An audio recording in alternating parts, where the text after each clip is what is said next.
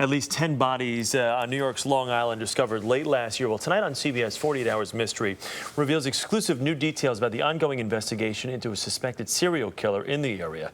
Correspondent Erin Moriarty now has a preview.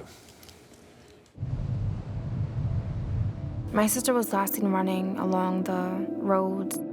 In the early morning hours of May 1st, 2010, Shannon Gilbert, a 23-year-old escort, disappeared in the dark shadows of a gated community in Oak Beach, Long Island.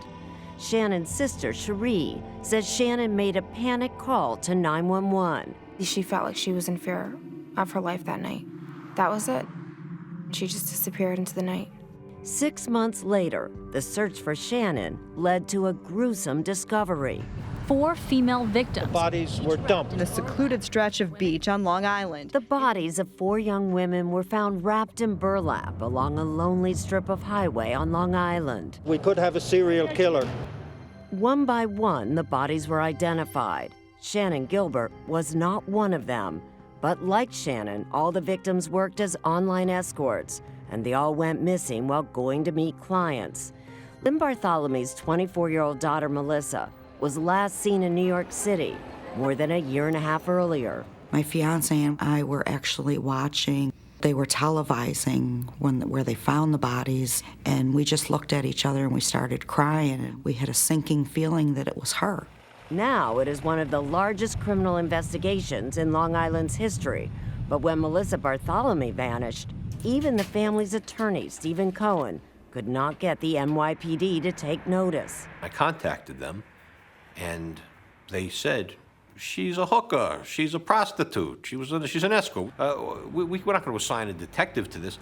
About a week after Melissa disappeared, her 15-year-old sister Amanda, shown from behind to protect her identity, got a call from Melissa's phone.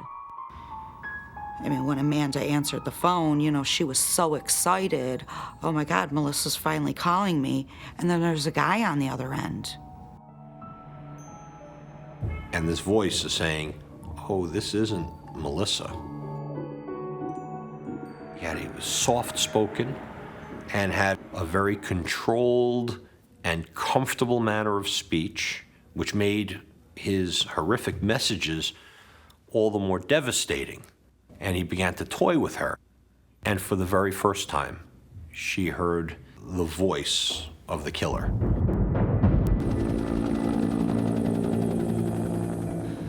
All I can say is he's sick, and he's gonna make a mistake, and we're gonna catch him.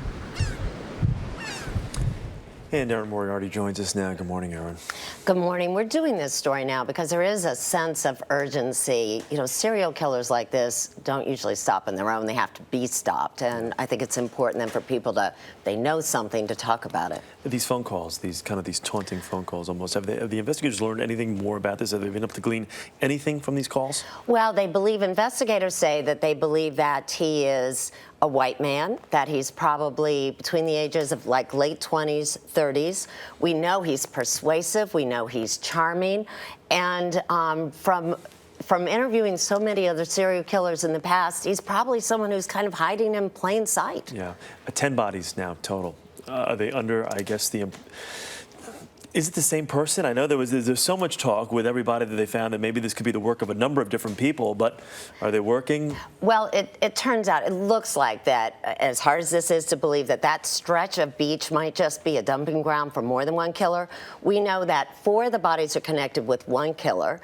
Possibly a 5th. There was another escort, but that would mean the serial killer started killing back in 2003. Yeah. The others, there's a Asian male, there's a baby, there's a bag of bones. Those are probably, you know, bodies that were dumped by somebody else. So we're talking about more than one killer. Incredible. All right, Erin, thanks so much. Good to see you here this morning.